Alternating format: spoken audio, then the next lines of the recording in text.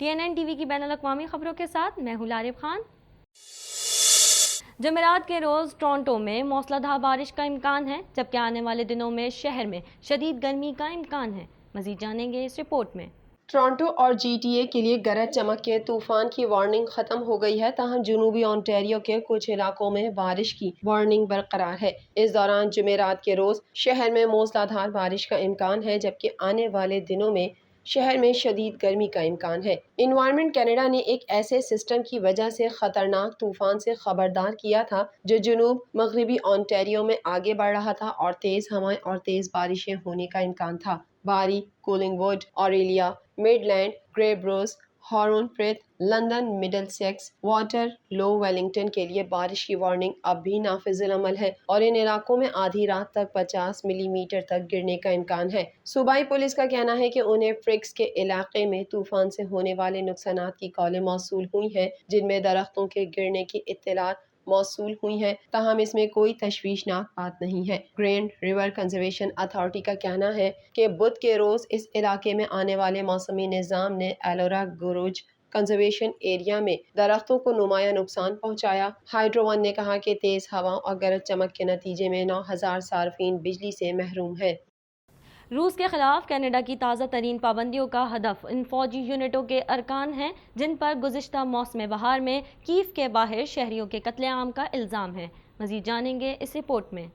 روس کے خلاف کینیڈا کی تازہ ترین پابندیوں کا ہدف ان فوجی یونٹس کے ارکان ہے جن پر گزشتہ موسم بہار میں کیف کے باہر شہریوں کے قتل عام کا الزام ہے۔ نئی پابندیوں میں روس کے 43 افراد اور 17 اداروں کو شامل کیا گیا۔ کینیڈین وزیر خارجہ جولی اور ان کی جرمن ہم منصب روسی پابندیوں کے تحت ٹربائن واپس کرنے کے فیصلے کا دفاع کر رہی ہیں۔ کینیڈا کی خارجہ امور کی وزیر میلانی جولی نے بدھ کے روز مونٹریال میں جرمن وزیر خارجہ اینالینا بیئربک سے ملاقات کی، جس میں یوکرین پر روس کے حملے اور توانائی اور خوراک کی قیمتوں پر جنگ کے مضمرات پر تبادلہ خیال کیا۔ جولائی میں کینیڈا نے کہا کہ وہ ایک کینیڈین کمپنی کو روسی پابندیوں پر استثنا دے گا اور مونٹریال میں دیکھ بھال کے تحت 6 ٹربائنوں کی جرمنی کو برآمد کی اجازت دے گا، جو کہ نارڈ اسٹریم 1 پائپ لائن کا حصہ ہیں جو روس سے جرمنی تک جاتی ہے۔ لیکن اس کے بعد سے روس نے تکنیکی مسائل کا حوالہ دیتے ہوئے جرمنی کو نارڈ اسٹریم 1 پائپ لائن کے ذریعے قدرتی گیس کی سپلائی کم کر دی ہے، جس کے بارے میں جرمنی کا کہنا ہے کہ یہ سیاسی طاقت کے کھیل کا بہانہ ہے۔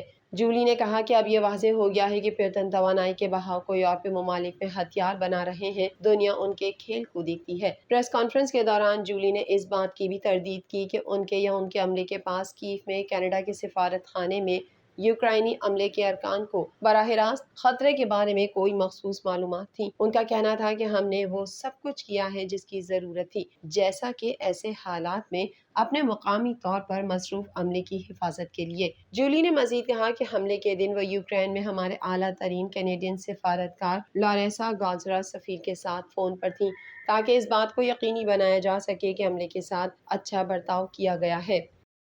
کینیڈین صوبے اونٹاریو کے پریمیئر ڈگ فورڈ کا کہنا ہے کہ وفاقی حکومت کو صوبے کے ہسپتال کے عملے کے بحران کو حل کرنے میں مدد کرنے کے لیے قدم بڑھانے کی ضرورت ہے۔ مزید تفصیلات اس رپورٹ میں۔ کینیڈین صوبے اونٹاریو کے پریمیئر ڈگ فورڈ کا کہنا ہے کہ وفاقی حکومت کو صوبے کے اسپتال کے عملے کے بحران کو حل کرنے میں مدد کرنے کے لیے قدم بڑھانے کی ضرورت ہے۔ پریمیئر ڈگ فورڈ ایک بار پھر وفاقی حکومت سے اسپتال کے عملے کے بڑھتے ہوئے بحران کے تناظر میں مالی مدد کے لیے مطالبہ کر رہے ہیں، جس نے حالیہ ہفتوں میں اونٹاریو کے کچھ اسپتالوں کو اپنے دروازے بند کرتے ہوئے دیکھا گیا تھا۔ ان کا کہنا تھا کہ وفاقی حکومت ہمیں 22% دے رہی ہے، جو ناکافی ہے۔ ہم 78% ادا کر رہے ہیں اور یہ ملک بھر میں ہے اور ناقابل قبول ہے۔ ہم وفاقی حکومت سے یہ کہتے رہیں گے کہ وہ آگے بڑھے اور اپنا منصفانہ کردار ادا کرے۔ ایسا کرنے کے لیے اس سے زیادہ اہم وقت کبھی نہیں آیا۔ فورڈ کے تبصرے طویل ویکینڈ کے دوران صوبے بھر میں اسپتال کے متعدد ایمرجنسی روم اور انتہائی نگہداشت کے یونٹس کی بندش کی پیروی کرتے ہیں، جس میں تقریباً 25 اسپتالوں کو اپنے آپریشنز میں تبدیلیاں کرنے پر مجبور کیا گیا۔ فورڈ نے عملے کے بحران سے نمٹنے کے لیے کوئی نیا حل فراہم نہیں کیا۔ انہوں نے مزید کہا کہ فوج کو مدد کے لیے بلانے کے جیسے اقدامات ابھی زیر غور نہیں ہیں، جیسا صوبے کی جانب سے کووڈ-19 وبائی مرض کے آغاز میں کیا گیا تھا۔ آرمینیا اور آذربائیجان کے درمیان تازہ جھڑپوں میں 3 فوجی ہلاک ہو گئے، جبکہ آذربائیجان نے متنازع علاقے نگورنو کاراباخ کی کئی اسٹریٹجک چوٹیوں پر قبضے کا دعویٰ کیا ہے۔ مزید احوال جانیں گے اس رپورٹ میں۔ آذربائیجان نے متنازع علاقے نگورنو کاراباخ کی کئی اسٹریٹجک چوٹیوں پر قبضے کا اعلان کیا ہے۔ غیر ملکی خبر رساں ایجنسی کے مطابق بدھ کے روز آرمینیا اور آذربائیجان کے درمیان تازہ جھڑپوں میں 3 فوجی ہلاک ہو گئے، جبکہ آذربائیجان نے متنازع علاقے نگورنو کاراباخ کی کئی اسٹریٹجک چوٹیوں پر قبضے کا دعویٰ کیا ہے۔ رپورٹس کے مطابق بدھ کے روز دونوں ملکوں کے درمیان نئی کشیدگی اس وقت شروع ہوئی جب آذربائیجان نے کہا کہ اس کا ایک فوجی ہلاک کیا گیا ہے، جبکہ کاراباخ فوج نے کہا کہ اس کے 2 فوجی مارے گئے اور 1 درجن سے زائد زخمی ہوئے۔ تاہم بعد ازاں آذربائیجان کی فوج نے جوابی کارروائی کرتے ہوئے ایک آپریشن کیا اور کاراباخ میں کئی اسٹریٹجک چوٹیوں پر کنٹرول حاصل کر لیا۔ دونوں ملکوں کی جانب سے جاری کشیدگی کے دوران روس نے آذربائیجان پر جنگ بندی کی خلاف ورزی کا الزام لگایا، جبکہ یورپی یونین نے دشمنی کے فوری خاتمے پر زور دیا۔ واضح ہے کہ نگورنو کاراباخ کا علاقہ باضابطہ طور پر جمہوریہ آذربائیجان کا حصہ ہے، لیکن آرمینیا بھی اس علاقے پر دعویٰ کرتا ہے اور 90 کی دہائی سے اس پر قابض ہے۔ آرمینیا کا موقف ہے کہ نگورنو کاراباخ آرمینیائی نسل کا باشندوں کا مسکن اور صدیوں سے آرمینیا کا حصہ ہے، لیکن عالمی سطح پر اسے کبھی بھی آرمینیا کا حصہ نہیں مانا گیا۔ 30 برسوں سے جاری اس تنازع پر دونوں ملکوں کے درمیان کئی خونریز تصادم ہو چکے اور سینکڑوں افراد ہلاک ہوئے، جبکہ آرمینیائی قبضے کے بعد نگورنو کاراباخ سے لاکھوں آذری شہری نقل مکانی کرنے پر مجبور ہوئے۔ چین کی پیپلز لبریشن آرمی نے تائیوان کے جزیرے کے ارد گرد پانیوں اور فضائی حدود میں لائیو فائر سمیت فوجی مشقیں شروع کر دی ہیں۔ چین نے خبردار کیا ہے کہ دنیا بھر کی ایئر لائنز تائیوان کے اطراف خطرناک زون سے دور رہیں۔ مزید جانیں گے اس رپورٹ میں۔ چین کی پیپلز لبریشن آرمی نے تائیوان کے جزیرے کے ارد گرد پانیوں اور فضائی حدود میں لائیو فائر سمیت فوجی مشقیں شروع کر دی ہیں۔